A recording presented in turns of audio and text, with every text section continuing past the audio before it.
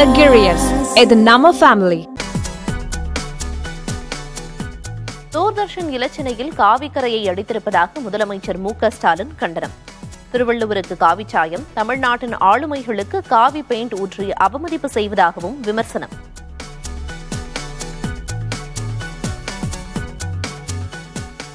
காவல் மரணங்கள் அதிகரிப்பதை தடுக்க திமுக அரசு நடவடிக்கை எடுக்கவில்லை என எடப்பாடி பழனிசாமி குற்றச்சாட்டு.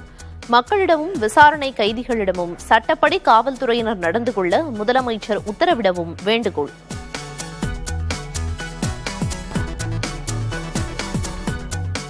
விழுப்புரம் அரக்கண்டநல்லூர் அருகே வாக்குப்பதிவு நாளில் பாமக விசிக இடையே நிகழ்ந்த மோதல். ஊராட்சி மன்ற தலைவர் உட்பட 83 பேர் மீது காவல்துறையினர் வழக்கு பதிவு.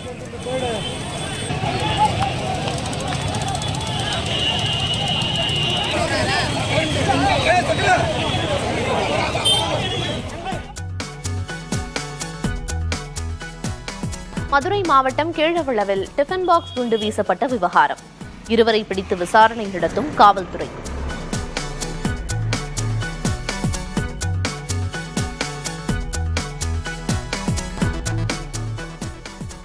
தமிழகத்தில் தொடர்ந்து அதிகரித்து வரும் வெயிலின் தாக்கம். ஈரோடு, வேலூர், கரூர், திருச்சி, சேலம், மதுரை, தருமபுரியில் அதிகபட்ச வெப்பம் பதிவு.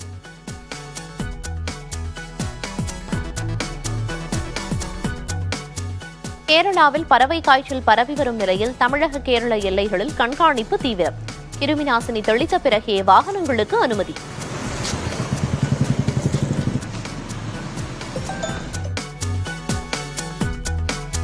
மருத்துவ காப்பீடு எடுப்பதற்கான வயது உச்சவரம்பு நீக்கம். ஏற்கனவே இருக்கும் சில நோய்களுக்கு சிகிச்சை காத்திருப்பு காலத்தையும் 3 ஆண்டுகளாக குறைத்து உத்தரவு.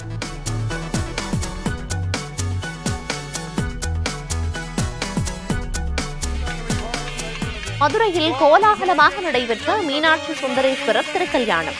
கோயில் வளாகத்தில் புதுதாலி மாற்றிக்கொண்டு பெண்கள் வழிபாடு.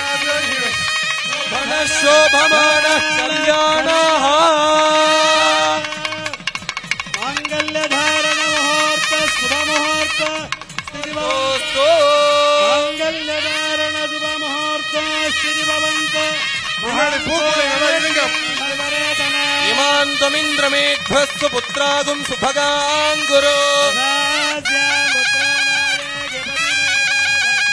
ரோதனோ ரோதமான சோபன சோபமான கல்யாண. மீனாட்சி திருக்கல்யாணத்தில் பங்கேற்றவர்களுக்கு பல்சுவை விருந்து. மாலை வரை 1.5 லட்சம் பேருக்கு கொடுக்க சுட சுட தயாராகி வரும் உணவு.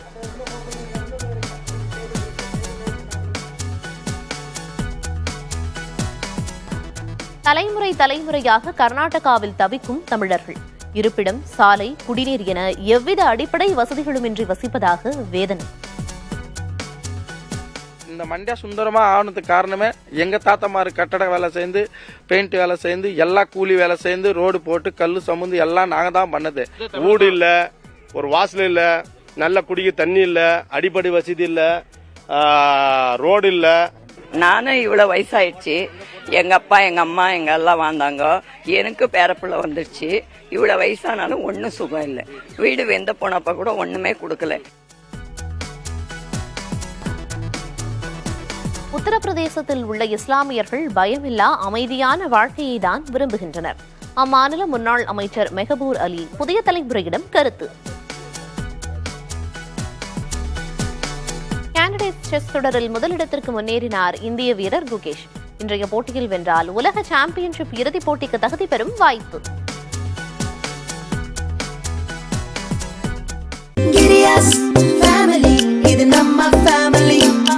அன்புள்ள கிரியர்ஸ், இது நம்ம ஃபேமிலி.